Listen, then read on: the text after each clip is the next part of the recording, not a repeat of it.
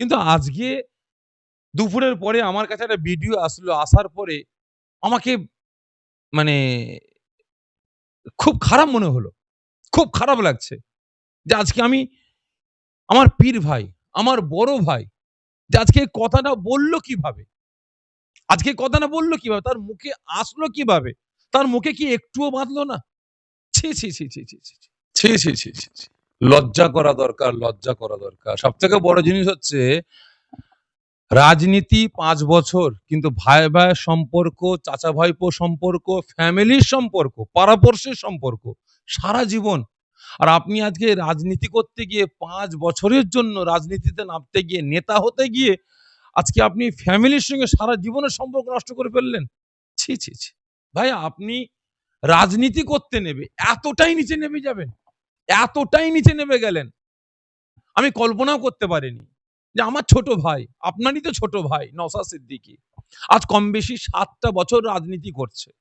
কই সেই ভাইটা তো ব্যক্তিগত আক্রমণ করেনি, ফ্যামিলিগত ব্যাপারে আক্রমণ করেনি, আ ভাইদেরকে নিয়ে সেভাবে আক্রমণ করেনি, খানদানকে নিয়ে আক্রমণ করেনি, পীর পরিবারকে নিয়ে আক্রমণ করেনি, বাড়ির কোনো বদনাম করেনি। আর আজকে আপনি রাজনীতি করছেন, করেন না।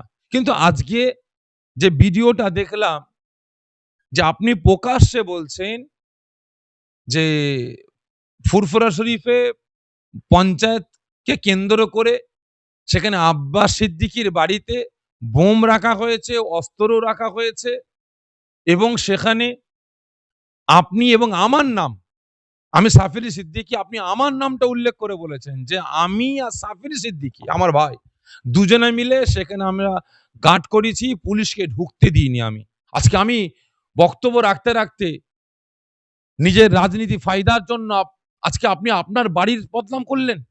আব্বাস সিদ্দিকীর বাড়ির বদনাম মানে সাফিরি সিদ্দিকীর বাড়ির বদনাম। সাফিরি সিদ্দিকীর বাড়ির বদনাম মানে আপনার বাড়ির বদনাম। আপনার বাড়ির বদনাম মানে আমার বদনাম।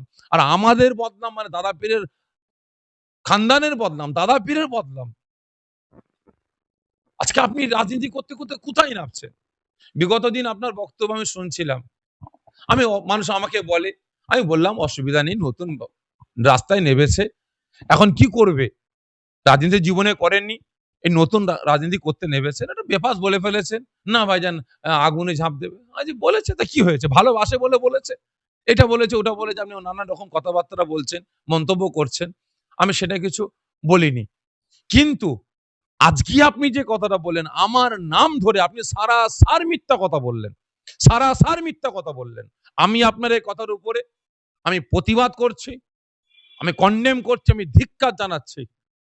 অবিলম্বে আপনি এই কথাটাকে উড্ড করুন।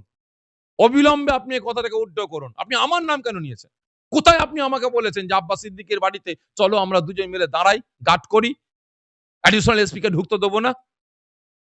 আজকে বাংলার মানুষ সাফির সিদ্দিকীকে চেনে। সাফির সিদ্দিকীকে চেনে। আমি অন্যায় দেখলে প্রতিবাদ করি। আমি অন্যায়ের বিরুদ্ধে কথা বলি। যে ন্যায় ভালো কাজ করে আমি তার প্রশংসা করি। আজকে আব্বাস নওশাদ যদি উল্টোপাল্টা কাজ করে আমি তাদের বিরুদ্ধে কথা বলব। তাদের বিরুদ্ধে আমি প্রতিবাদ করব। কিন্তু আজকে আপনি যে কথাটা বললেন, আমার দাদা পীরের মানে পরিবারকে, ফ্যামিলিকে আপনি ছোট করলেন।